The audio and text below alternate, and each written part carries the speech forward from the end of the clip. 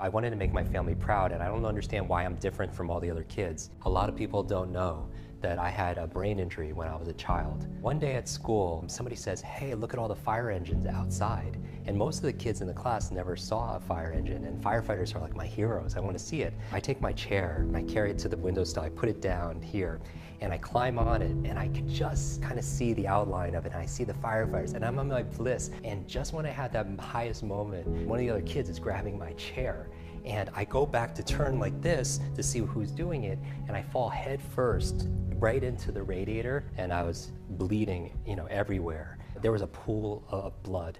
And my parents, the way they describe it, it was very traumatic. They said that I was never the same, and especially when it came to learning. I mean, I became painfully shy, I wasn't myself, and where it really showed up was in school, because I didn't understand things very well. And teachers would have to repeat themselves over and over and over. I became so introverted and not talking to anybody. And the big thing was also I couldn't read. I would just look at pages and I just see letters and they didn't mean anything to me. We would get in circles and the teacher would give a book out, and one by one you would have to read out loud to the other students. And my heart's beating out of my chest right now even thinking of it, because every time somebody finished, it would get closer, the book would get closer and closer and closer to me. And I would just, because I couldn't read. And then when the book got to me, I just didn't know what to do. And I would just stare at it and I would just start crying. The teacher would come and take the book and then pass it on to the next person. And I remember my teacher pointing to me, talking to another adult, saying, "That's the boy with the broken brain." And I always thought, it really pushed something deep inside of me saying that I'm not enough. There's something that was wrong with me, that I wasn't like everybody else, that I couldn't be like them. And it took me actually an extra 3 years to learn how to read. I taught myself by reading comic books. When my parents thought I was sleeping, I would be under the covers with my flashlight every night looking at the pictures. My favorite comic books growing up were the X-Men.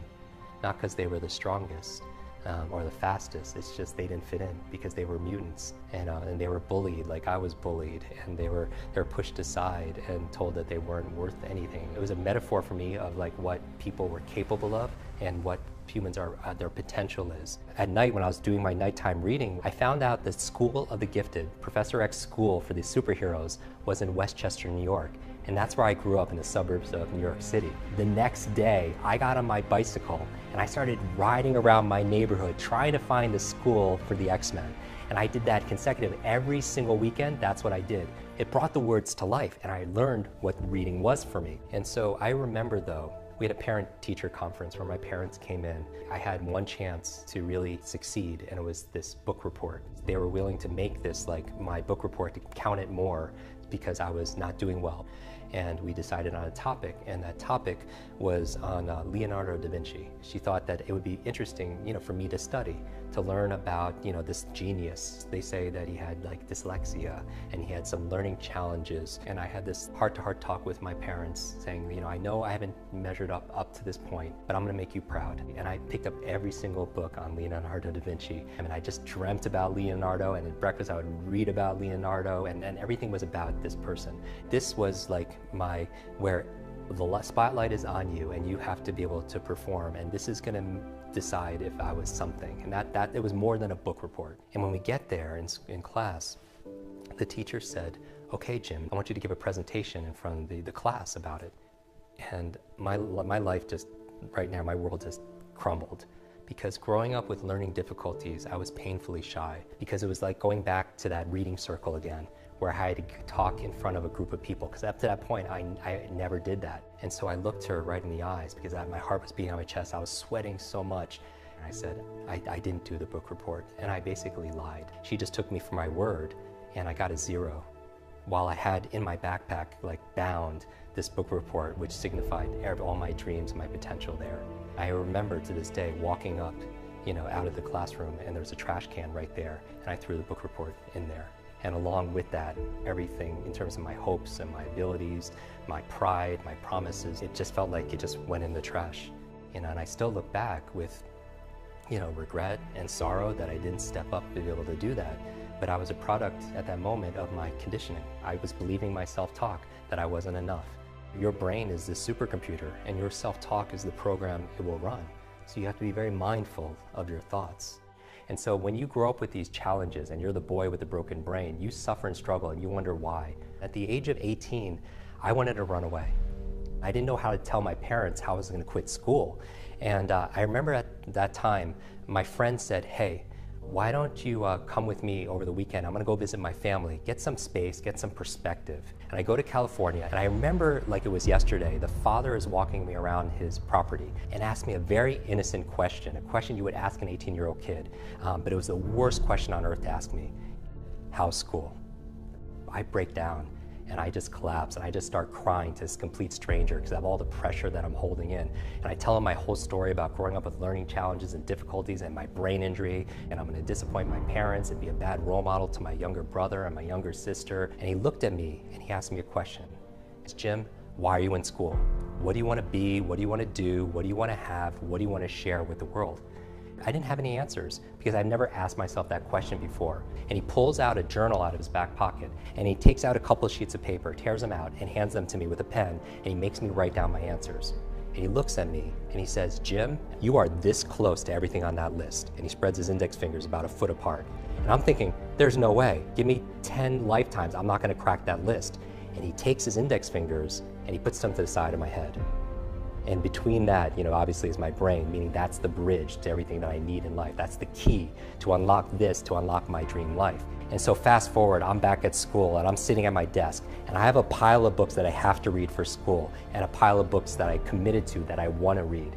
So what do? I don't eat, I don't sleep, I don't work out, I don't do anything. I don't spend time with friends. I just live in the library. And after a while, I end up passing out one night in the library. I fall down a flight of stairs again. I hit my head again, and I wake up in the hospital 2 days later, and I have wasted away. I'm down to 117 pounds. I thought I died. I mean, it was the darkest time in my life because I felt like, what's my value on this planet? But when I woke up in that hospital bed, another part of me woke up saying there has to be a way of fixing this. And as soon as I had that thought, the universe responded. The nurse came in with a mug of tea, and on that mug of tea was a picture of a genius, Albert Einstein, and it had a quote, "The same level of thinking that's created your problem will not solve your problem." And it made me ask another question again. What's my problem? And I said, my problem is I have a very slow brain. I'm a very slow learner. Maybe I could learn how to learn faster. And I was like, okay, where do I go to learn? And I thought, oh, school. And I started looking through all the classes and I started reading every single one. And I realized all these classes are on what to learn, but there were 0 classes on how to learn. How does my brain work so I could work my brain? How does my memory work so I could work my memory? And I made that my study. And that was my aha moment. A light switch just went on and I started to understand things for the very first time. I started to have better focus. I started to read faster and I wasn't getting distracted all of a sudden. I mean, I started to make friends. I started to be more confident and being more happy and having more joy and enjoying myself. And I remember when I had that epiphany, I couldn't help but help other people, because why did I have to suffer and struggle, go through all this difficulty when I could have been taught these easy to learn techniques about how my mind worked, how memory worked? And so I wanted to start helping everybody. That's been my quest for the past 25 years. And I remember recently, I remembered somebody's name in an audience, and that person referred me to the chairman of 20th Century Fox. And I get a call from their office saying, hey, I heard about your work. I want you to please come in and spend a half a day with our executive team. And I go there on a Friday morning and I give one of the best trainings I've ever done. When I'm done, the chairman of 20th Century Fox comes to me and says, Jim, this was incredible, one of the very best trainings we've ever offered. And I see a movie poster of Wolverine. And it was for a movie, it wasn't coming out for a few months. And I was like, wow, I can't wait to see that film. And the chairman comes to me and says, Jim, I didn't know you liked superheroes. Like, we have another 30 days of filming the new X-Men movie in Montreal. How would you like to go there and be there and just experience it? And I was like, that's incredible. I've never been on a movie set before. And so he picks me up the next morning, Saturday morning, 8 o'clock. We get on the plane, they call it the X-Jet. Waiting on the plane for me is the entire cast of X-Men. I see Wolverine and Professor X, and I'm sitting between Jennifer Lawrence and Halle Berry, and I get to share some of my brain tips and speed reading and memory tips to these amazing superheroes. And when we get to Montreal, the very first scene took place in Charles Xavier's superhero school. And I'm still this 9-year-old boy, and I'm looking at this school, the place I've always dreamed, that I've always searched and seeked for. And I got to see my superheroes come to life right in front of me. When I go home after that, there's a package waiting for me. And it's the size of maybe a television. And I open it up, and it's this photograph of me and the entire cast of X-Men. There's a note in there from the chairman of Fox. And it says, Jim, thank you so much for sharing your superpowers with all of us. I know you've been looking for your superhero school ever since you were a child. Here's your class photo. What I've learned is this. A lot of people say, oh, I'm not that smart, or how smart am I, or how smart are my kids? They're asking the wrong question. It's not how smart you are, it's how are you smart? A superhero for me is somebody who is on the path of discovering and developing their superpowers, like their strengths, their unique ability, their unique talents. And I feel like the world needs more superheroes. And the world deserves more of us to be able to show up, that there's a superhero version of all of us. Find your superpower.